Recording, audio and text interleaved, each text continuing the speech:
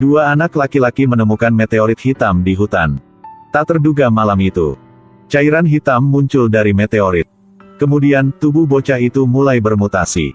Keesokan harinya, ibu anak laki-laki itu mengetahui. Dua saudara dia ada di ruang bawah tanah. Makan anjing di rumah. Dan kedua anak laki-laki itu sekarang menjadi monster. Karena takut, sang ibu mengunci pintu. Kemudian gunakan rantai untuk mengunci ruang bawah tanah. Tapi dia masih tidak tega melihat anaknya mati seperti itu. Jadi mereka sering membawa bangkai hewan untuk diberi makan. Dalam sekejap mata, beberapa dekade telah berlalu. Ibu tua yang tak berdaya. Malam itu, saat membawakan makanan untuk anak-anaknya, ceroboh jatuh di bawah. Kemudian besok, ini dia seorang pengantar barang. Dia mengetuk pintu untuk sementara waktu tetapi tidak menemukan siapapun. Tiba-tiba dia mendengar teriakan minta tolong di ruang bawah tanah. Jadi buru-buru membuka pintu belakang ruang bawah tanah. Melihat ibu yang digigit tidak dapat dikenali. Dia ingin mencari seseorang untuk membantu. Tapi saat dia berbalik, hari itu, sebuah bus memasuki area berbahaya ini. Ternyata sekelompok pecandu internet. Dikirim ke rehabilitasi oleh orang tua. Guru meminta mereka untuk menyerahkan semua perangkat elektronik. Karena ada begitu banyak orang. Oleh karena itu, mereka akan dibagi menjadi banyak kelompok kecil. Dan harus menyelesaikan kerjaan yang berbeda. Sangat cepat kelompok-kelompok itu disortir. Panduan mereka. Sebagai pemandu wisata dengan banyak pengalaman dalam berkemah. Misi mereka adalah berkemah di hutan selama 3 hari. Setelah itu, kelompok itu berjalan menuju hutan. Tapi itu belum lama. Kemudian mereka melihat rusa mati. Rusa ini mati dengan sangat tidak normal. Tampaknya telah bertemu dengan beberapa karnivora yang sangat besar. Pada saat ini, Mary kecil. Tiba-tiba melihat sebuah lengan muncul di balik pohon. Dia pikir dia berhalusinasi. Karena keluarganya semua meninggal dalam kecelakaan. Jadi itu mempengaruhi jiwanya. Jenny menyarankan orang untuk tidak panik. Hewan tidak akan aktif menyerang manusia. Sampai matahari akan terbenam. Mereka memilih tempat terbuka untuk berkemah. Di tengah malam, Tom tidak bisa tidur. Jadi pergi ke danau sendirian. Keluarkan telepon yang tersembunyi. Tidak tahu bahwa Tom menjadi sasaran monster itu. Kematian mendekat. Tapi dia masih berbaring di tepi danau bermain dengan teleponnya. Tiba-tiba, bayangan tinggi muncul di belakangnya. Pada saat dia tahu, itu sudah terlambat. Monster itu meraih kantong tidur dan menariknya kembali. Tidak menyerah, Tom berteriak. Monster itu kemudian mengayunkan tangannya dan melemparkan Tom ke pohon. Keesokan paginya, Jenny menyadari bahwa Tom hilang.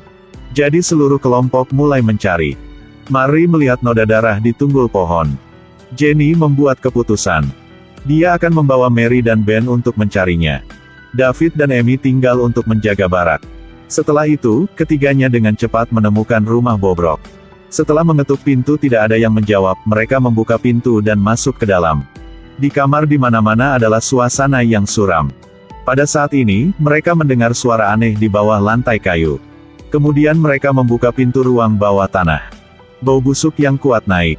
Di bawah, mereka melihat tubuh Tom. Ketika mereka hendak melarikan diri, monster itu tiba-tiba kembali. Mereka bertiga ketakutan dan harus pergi ke ruang bawah tanah untuk menyembunyikan. Tapi untungnya tidak menemukannya. Monster itu juga langsung pergi ke ruang bawah tanah. Ketika monster itu akan menemukan mereka, Jenny menemukan pintu belakang ruang bawah tanah. Dia membiarkan Mary dan Ben berlari lebih dulu. Dan dia akan mengambil telepon di Tom. Akibatnya, dikejar monster untuk makan. Saat ini David dan Amy sedang duduk di tepi sungai berbicara. Mereka tidak tahu bahaya akan datang. Pada saat ini, monster yang tersisa muncul. Amy adalah orang yang sayangnya terbunuh. Dan David lari dengan gila. Dia berlari langsung ke hutan. Kemudian dia menemukan sebuah sinagoga. Dia buru-buru meminta bantuan pendeta. Dia mengangkat telepon tetapi mengatakan bahwa telepon tidak memiliki sinyal. Tapi sekarang, ponsel bergetar lagi. Ketika David tidak mengerti apa-apa. Dia pingsan oleh tangan pendeta. Ternyata dia mesum. Ketika dia akan menyakiti David. Kemudian suara aneh datang dari luar. Ketika dia keluar untuk memeriksa. Kemudian melihat penghancur kayu di kebun berjalan. Dia melihat penghancur kayu di kebun berjalan. Dia tidak tahu kapan itu dinyala. Dia melihat sekeliling tetapi tidak melihat satu orang pun. Tapi saat berbalik, monster itu muncul. Kemudian monster itu menyerangnya. Menghancurkannya tubuh pendeta di dalam mesin itu. David di sini bisa melepaskan talinya. Dia naik untuk melihat pemandangan menyeramkan di luar. Dia ketakutan dan bersembunyi di lemari di gereja. Pada saat ini, monster itu juga masuk. Tapi sayangnya, mencium baunya busuk di kaki David. Kemudian dia dimakan olehnya. Mary dan Ben lari ke sebuah rumah. Pemiliknya adalah seorang lelaki tua dengan janggut putih. Mereka ingin meminjam telepon untuk memanggil polisi. Tapi rumah orang tua itu tidak memiliki telepon. Setelah mendengar cerita kedua anak itu, orang tua itu menasihati mereka. Di hutan ini pernah tinggal sebuah keluarga beranggotakan 3 orang. Seorang ibu tunggal dan 2 anak kecil. Tapi meteor yang jatuh menyebabkan keluarga itu mengalami kecelakaan. Dan dia adalah kurir waktu itu. Dari kejadian itu, dia kehilangan 2 kakinya. Mary berpikir bahwa tidak mungkin untuk duduk diam dan menunggu untuk mati. Jadi saya memutuskan untuk kembali ke ruang bawah tanah dengan Ben.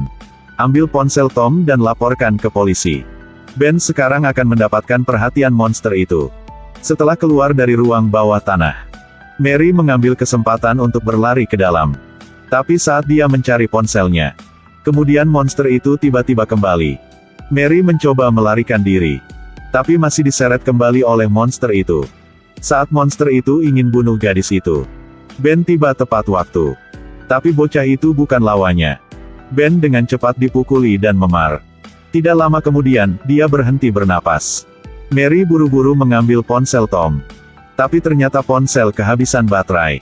Dia menggunakan pisau untuk memotong tali. Ki Chun Bi Tao Chai Ti Ko Bi Dung Lai. Dia memutuskan untuk balik dan membalas dendam buat semua orang. Kemudian Mary dengan hati-hati naik ke kamar.